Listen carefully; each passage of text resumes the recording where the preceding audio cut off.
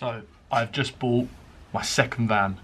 I converted one in the start of this year. I really enjoyed it. I had great success renting it out, and I've just decided to bite the bullet and go for it and buy the second van. So just love to show you guys the new van, give you a brief idea of my plans and stuff like that, and hopefully I'll be able to keep you more updated with this one as to the building process and stuff like that, and hopefully help other people with some tips and tricks. So yeah, let's go for it. So as you can see, it's a high roof transporter, a 58 plate. I've opted for this because after I did the old van bare, I've had loads of problems with people clipping the near side on the van and scratching it up. So I'm hoping the new van, which I'm planning to call Cub, doesn't have as many problems. As you can see on it, there's sort of bits and pieces on the bodywork that need to be addressed and touched up, but apart from that, it's a solid van. I went for the high top, obviously, so you can still stand in it.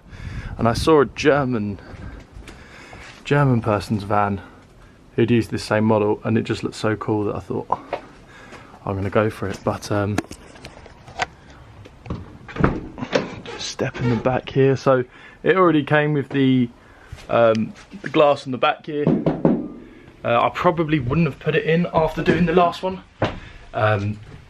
But as it came with it, I'm probably going to leave it, which means I might not chop out this door one for glass here. I mean, if anyone's got any thoughts, if it would change your mind with the side door and the glass, let me know. But yeah, as you can see, I'm 1.88 tall. It's about 6'2", and I don't have any problems standing up in it, which is great. Got this bulkhead space up here above the cab, which I didn't have before. The way that it's built, I'm probably going to leave it in. So it actually looks like that is the roof of the van, and the shape of the bulkhead liner just means that yeah, just means that I don't really want to be messing around with that. So I'm probably going to incorporate this into maybe a cupboard, or pull it out a little bit and maybe have a second sleeping area for a small child, or yeah, go for something like that. The lighting here is terrible. Grab my torch.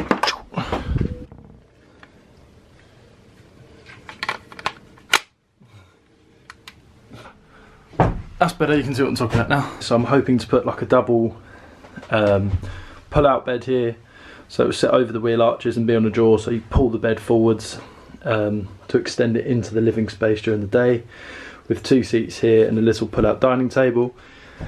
And then we will have a kitchen sort of situated behind. Yeah, no, that's a little bit about the plan. The roof is actually fiberglass, which might limit me in some ways because I can't stand on it. I mean, it's going to be a right pain in the arse to work on it. It's come as well with this. I think it's an old like aerating fan, but it doesn't have the actual fan on the top, so at the moment it's just a hole in the fan, in the roof. After the last one with the problems I had with fan lights, I wasn't actually planning on putting fans in it. But seeing as it's already got the hole, it seems stupid not to try and use it, so I'm hoping I can get a decent amount of solar panels up there and still manage to incorporate the old fan maybe into a new skylight or something. So the van's been a little bit of a pain from the start because the keys didn't work. Speaking to the guy who I bought it from, another couple had contacted him saying they wanted a van, a T5 with a high roof, to turn into a camper. He arranged for the sale, and last minute the couple dropped out, and this was sat on his parking lot for a year. He said he had a lot of people come to look at it, but it wasn't quite what they wanted. Obviously, being a little bit of an older van, it's not ULEZ compliant, which is a right pain, especially if it expands further. But then I've also opted for it because it's got that T5 heritage. People like the Volkswagen campers, and I thought it was pretty good value for money. So I paid approximately 8 grand just for the shell of this van, so just as it is now. I haven't done anything to it really so far apart from give it a good clean, because it was covered in moss when I bought it and just looked horrible. Inside the front here, so you can see it's not the highest spec. We've still got the manual window cranks, The only good thing is I've replaced them twice on that one now, so hopefully I won't ever have to replace those, so that's a touch.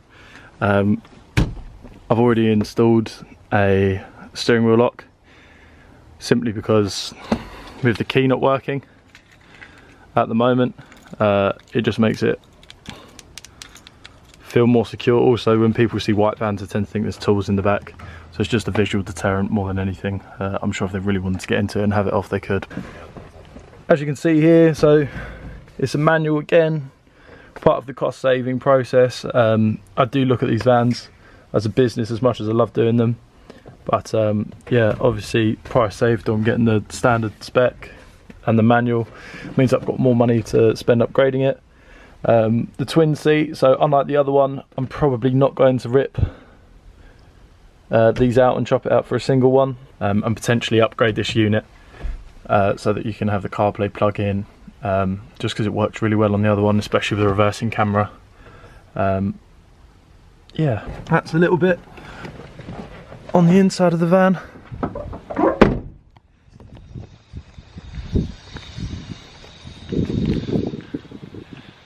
So luckily I made a contact from the Sprinter when someone stole my only key for it before, so I've got the same chap coming down to help me today. He's hoping to reprogram the keys so that they work. I did try to do it myself, but the manual was just incredibly unclear and not helpful, and sometimes you do just need to call a professional out to give you a hand. But yeah, no, hopefully the keys will be working today.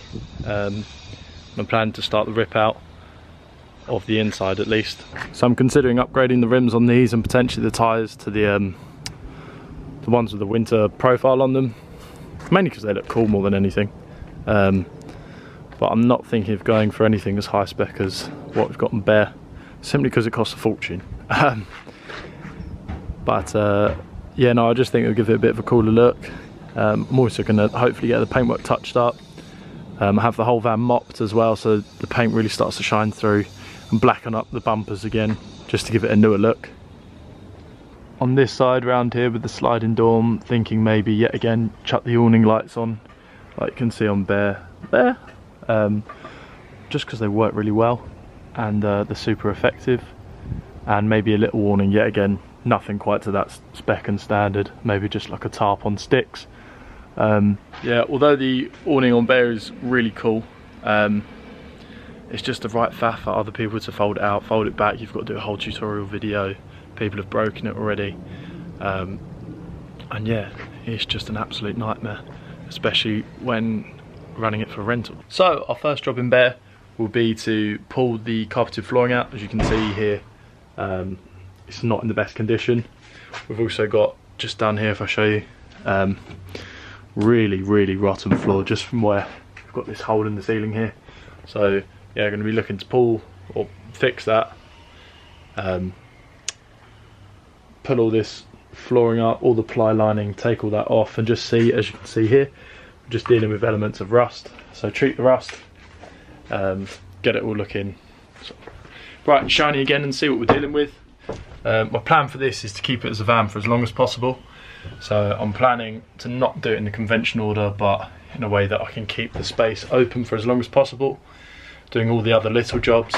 For example, like I can clad the ceiling, but not building beds and kitchens and stuff like that until nearer to the end. Reason for this is I'm hoping to still be able to use it as a van to try and get some money back out of it, because I spent every last penny I've got investing in and buying this van. So if I can still use it as a van and help it to pay for itself while I'm converting it, it's going to be an added bonus. But yeah, that is the plan with this one so far. So nothing left to do but get on with it, I guess.